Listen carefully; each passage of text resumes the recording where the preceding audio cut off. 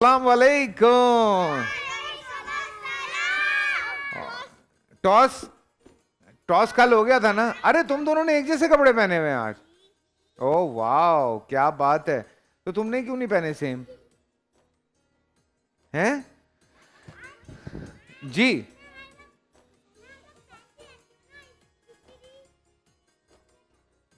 क्या कह रही हो?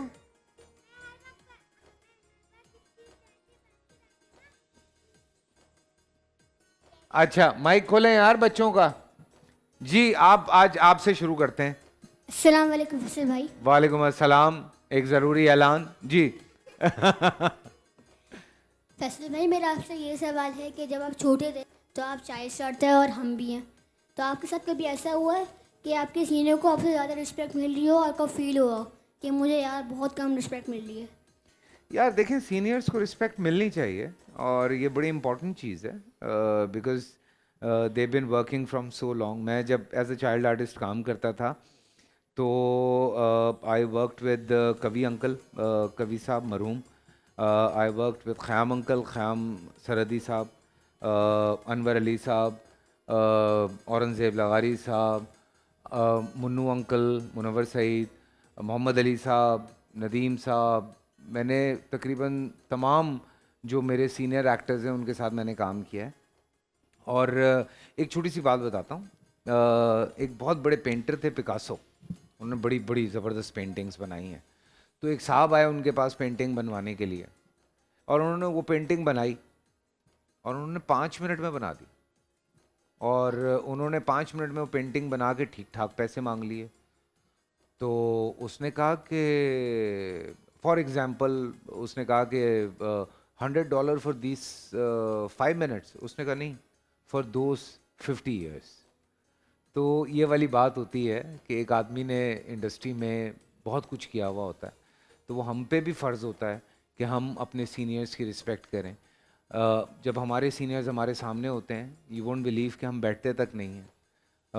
हम कहते हैं कि नहीं हम तो बैठेंगे भी नहीं, तो वो हमें जब तक पकड़ के नहीं बिठाते। जबकि मेरी तो सबसे बड़ी दोस्ती है, तलत साहब से बड़ी दोस्ती है, कवि अंकल से बड़ी दोस्ती थी, ख़याम साहब से बहुत दोस्ती थी, फिरदौस साहब से बहुत दोस्ती। तो इन सबसे मेरी बड़ी दोस्ती रही है। बट सीनियर सीनियर होता है बॉस, जो मर्ज़ी कर लें। जी बड़ा प्यारा कुर्ता पहना हुआ है चिकनकारी का। Thank you.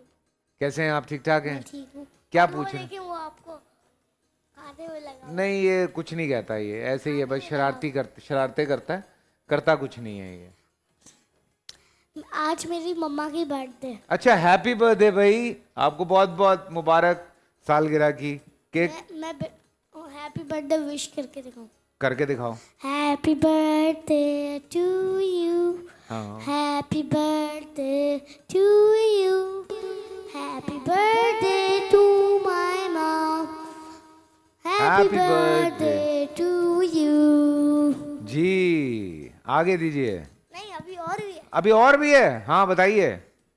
आज मैं बताऊंगा आपको बरों का अदब के बारे में। हाँ बताओ, हमें तो पता ही नहीं है। हज़रत मोहम्मद सल्लल्लाहु अलैहि वसल्लम ने फरमाया हमें बड़ों का अदब करना चाहिए, आते जाते हुए अच्छे से बात करनी चाहिए, अच्छे से सलाम करना चाहिए, उनका अदब करना चाहिए, फिर अल्लाह ताला खुश होता है।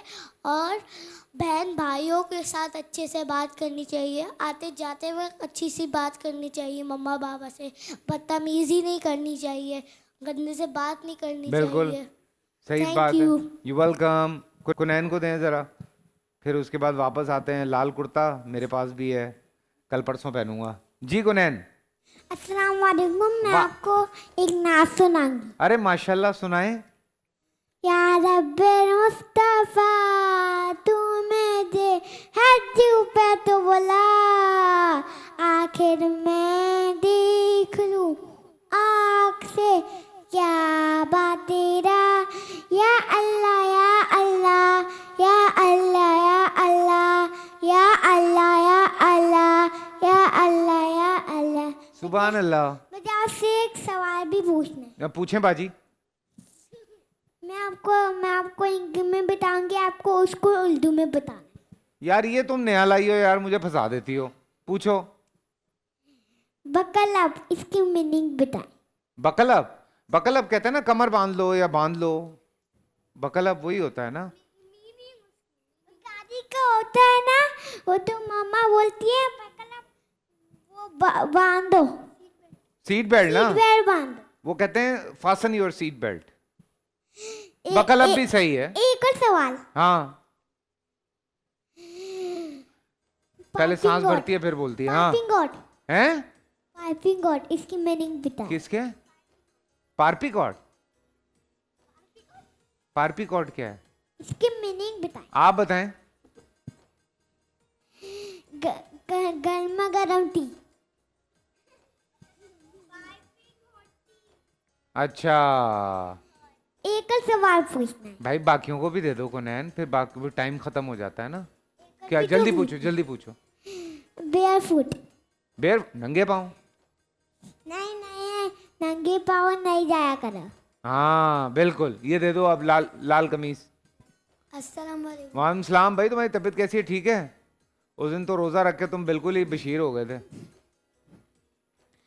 फैसल भाई, मेरा एक आपसे सवाल है। हाँ आपने बहुत सारे ड्रामे करे हैं, गेम शो करा है, और अभी रमज़ान ट्रांसफॉर्मेशन कर रहे हैं, तो आपको सबसे अच्छा और सबसे ज़्यादा सीखने को क्या लगा? और भाई, सीखने का मौका तो यहाँ मिला है यार।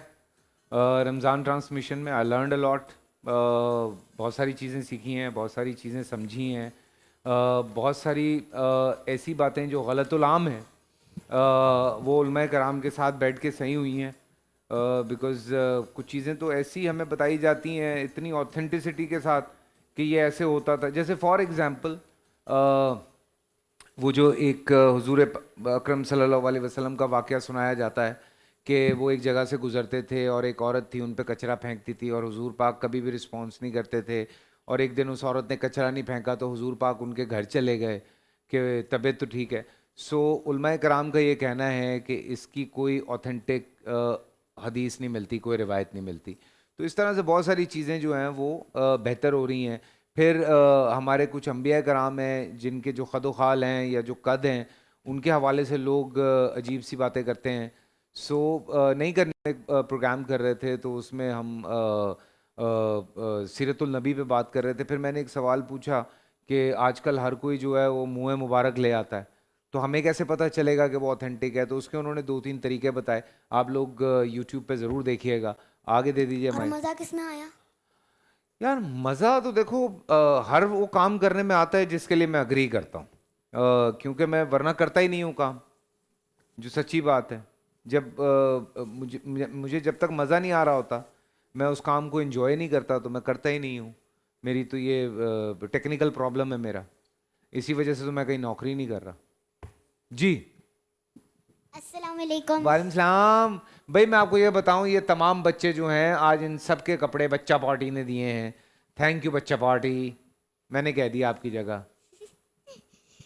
आज मेरा ये सवाल है, वो कौन सा जानदार है जिसने खाना काबा को गिराने से मना कर अरे दिया था? वो कौन सा जानदार है जिसने खाना काबा को गिराने से मना कर दिया था? जानवर है, जानवर है। बहुत बड़े और वो चूहे से डरता है। हाथी है। जी। सूरह सील में है ना ये? फील। सूरह फील में, हाँ। सूरज फूल, ओ फील। सॉरी, मुझे भी कंफ्यूज कर देते हो तुम लोग। सूरह फील में है। आगे आगे। अस्सलाम वालेकुम। वालेकुम सलाम। कैसे हैं आप? आपके सामने हो। नींद नहीं पूरी हो रही बहन, बताओ क्या करूं? पता नहीं। हैं? मैं सो गया तो शो कौन चलाएगा? है ना, तुम कर लेना यार, तुम दोनों बैठ के। हाँ मेरा आपसे ये सवाल है कि ऐसा कौन सा जानदार है जो रमज़ान में अपना मुंह छुपा के पानी पीता है? है फिर से बताऊं? रोजाखोर। नहीं, हाँ फिर से बताती हूँ, जानवर गौर है। से सुने जी, गौर से सुने। ऐसा कौन सा जानदार है हाँ। जो रमज़ान में अपना मुंह छुपा के पानी पीता है? अपना मुंह छुपा के पानी पीता है? मुंह छुपा के पानी पीता है, ऐसा कौन सा जानदार है? तो देखो, पानी के अंदर मुंह डाल के तो बहुत सारे पीते हैं। लेकिन अपने मुंह को परस छुपा के पीता है। अच्छा, जी। बता दो ना यार। नहीं कोई नहीं, चीटिंग चीटिंग नहीं, चीटिंग नहीं, चीटिंग नहीं, चीटिंग नहीं। लो, पीसीआर में भी किसी को समझ में भी नहीं आ रहा, मुझे भी नहीं आ रहा, वो भी अंदर सोच रहे हैं। बताऊं क्या है? हाँ, अबाबील। अबाबील। जी, इसीलिए वो अपने पैरों से छुपा के पानी पीता है, क्योंकि अगर उसके सामने से कोई इंसान गुजरे तो उसको ये बुरा ना लगे कि वो जानवर जो है वो पानी पी रहा है और मैं नहीं पी रहा।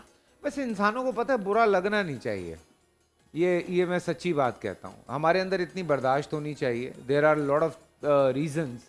कोई मरीज है, किसी के साथ कोई प्रॉब्लम है, वह हम जज ना करें ना किसी को। हम क्यों किसी को जज करते हैं? मैं सच्ची बात बताऊं, मैं टर्की में था और टर्की में मैंने ये चीज़ देखी, क्योंकि इतने वहाँ पे टूरिस्ट होते हैं। वहाँ पे मैंने ये देखा था कि लोग जो हैं वहाँ पे खा पी रहे होते हैं, और टर्की में ये सुना है कि तकरीबन 98% से ज़्यादा लोग रोज़ा रखते हैं, लेकिन कोई किसी को पलट के नहीं देखता, कोई किसी को जज ही नहीं कर रहा होता। एवरीथिंग इज़ ओपन, और लोग देखते भी नहीं है। आपका अपना रोज़ा है, आपको यकीन होना चाहिए। अब किसी को आप क्यों जज करते हैं? आपको नहीं चाहिए कि आप किसी को जज करें, आप अपने आप को जज करें सिर्फ। ये याद रखना मेरी बात, सारी ज़िंदगी कामयाब रहोगे। ठीक है जी, छोटा सा ब्रेक से वापस आते हैं, आगे बढ़ते हैं। हमारा जो स्टार क्विज़र और स्टार डिबेटर का सिलसिला है वो अब शुरू होने वाला है, और देखते रहिए रमज़ान में बोल। पूरा साल इंतजार था मुझे इस रमजान में। 30 दिन 6 टीम्स, 12 कंटेस्टेंट्स और कैश का पार्ट। अब गेम वो होगा जिसे आपका नहीं है। जिसने जो करना था कर लिया। लाखों आवाम को देने का जिम्मा उनमें हिस्सा। शोर गूंजेगा हर गली नुक्कड़ और दुकान।